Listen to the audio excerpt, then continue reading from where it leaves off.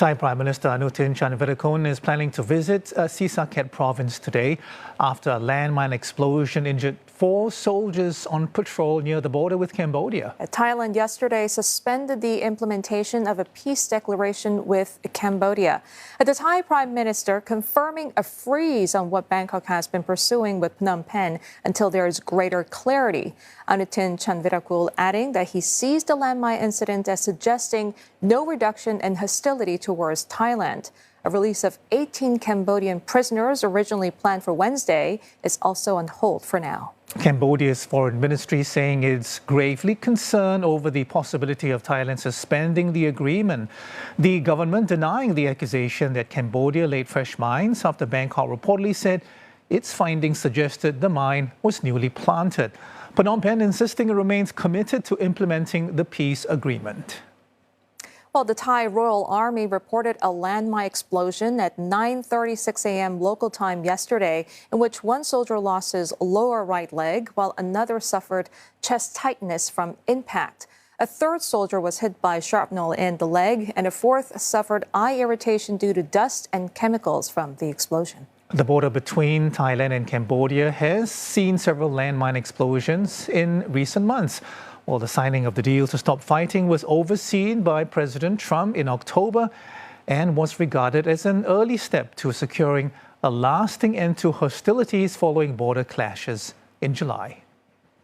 We're joined by Thanapat Chatinakrob, Assistant Professor of International Law at Thammasat University this morning. Thank you very much for joining us, Professor. So I wonder, was it only a matter of time before tensions resurfaced, given the repeated ceasefire violations and rather ambiguous, that is, terms of the peace accord? Thank you very much for having me. So the immediate trigger for the renewed tensions was the landmine explosions along the Kantalalak sector of the Thai-Cambodian border, which result in the casualty among the Thai personnel. Thailand has asserted that the blast occurred within Thai territory, while Cambodia denied responsibility, suggesting the mine may have been remnants from the past conflicts. However, the issue has escalated because the mutual escalations of the ceasefire breaches under the Kuala Lumpur Peace Accord or the joint declarations between Thailand and Cambodia signed last month in Malaysia. So both sides has committed to implement the military de-escalations under the observations of the ASEAN's Observer Team or the AOT, including the withdrawal of the heavy weaponry or maintaining joint observations mechanism. So any accidents like this immediately raise questions of trust and compliance.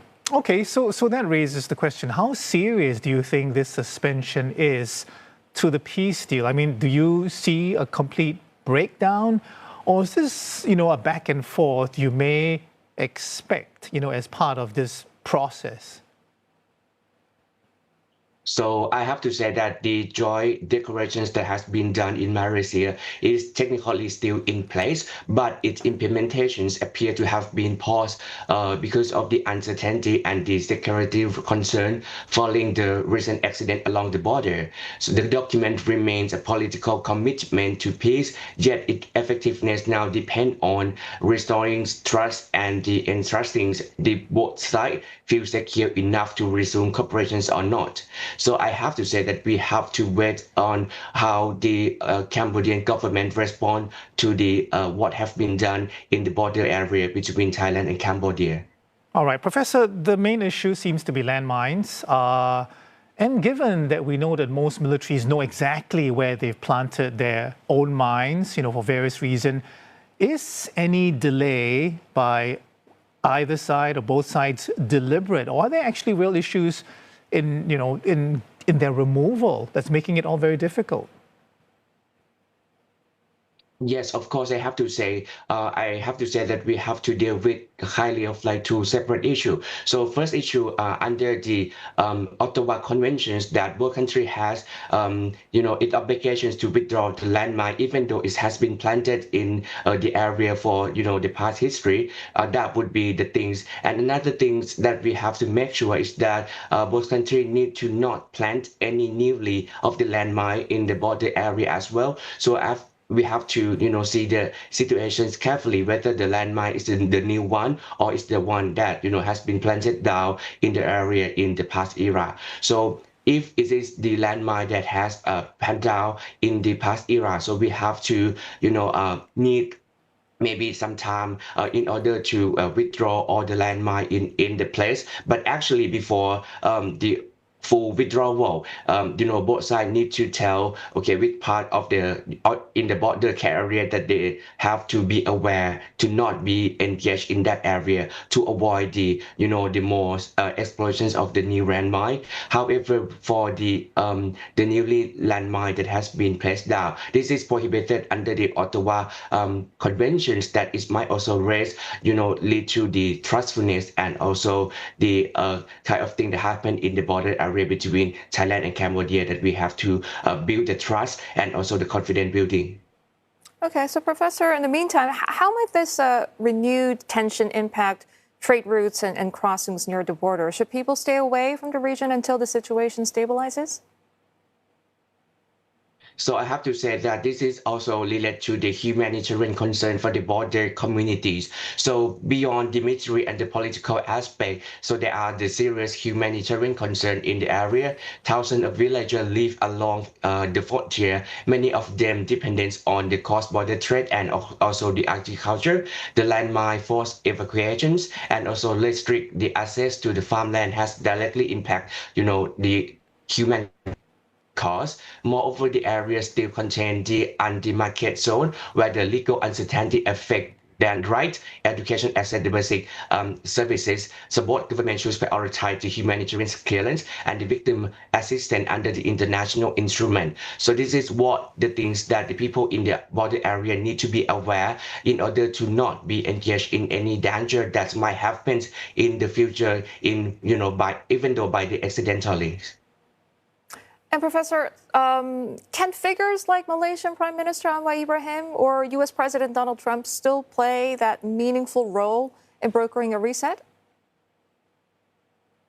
So I have to say that for the Malaysian, so Malaysia side has been involved as the, in the name of the ASEAN chairman. So that is the things that ASEAN has been, used the place for negotiations in, in Malaysia, in Kuala Lumpur.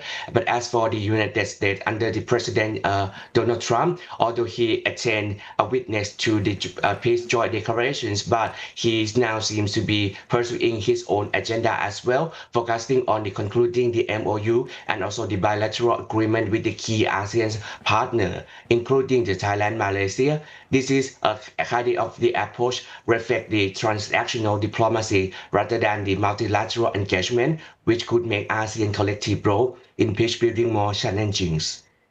So, Professor, in light of what the Thai Prime Minister said about the hostility towards our national security not decreasing, I'm quoting him, do you think both sides are still fully committed to finding a peaceful solution at this point? So I have to say that Thailand, on the Thailand side, we follow the peaceful settlement of disputes since the beginnings, that we follow the bilateral negotiations between two countries. This is what Thailand has done, since the beginning of the incidents in the past, in the beginning of this year. However, we have to wait whether the Cambodia show the trust and also the confidence in order to stop the conflict between two countries. So we have been involved in the process of the negotiations many times, leading by the Malaysian and also by the regional mechanisms like the RBC, JBC or GBC that we follow many times. So I still believe that the bilateral mechanism should be the proper way in order to end the dispute between two countries. All right, Professor, we leave it there. Thank you very much for your time this morning. That was Thanapat Chatinakrob, Assistant Professor of International Law at Thammasat University.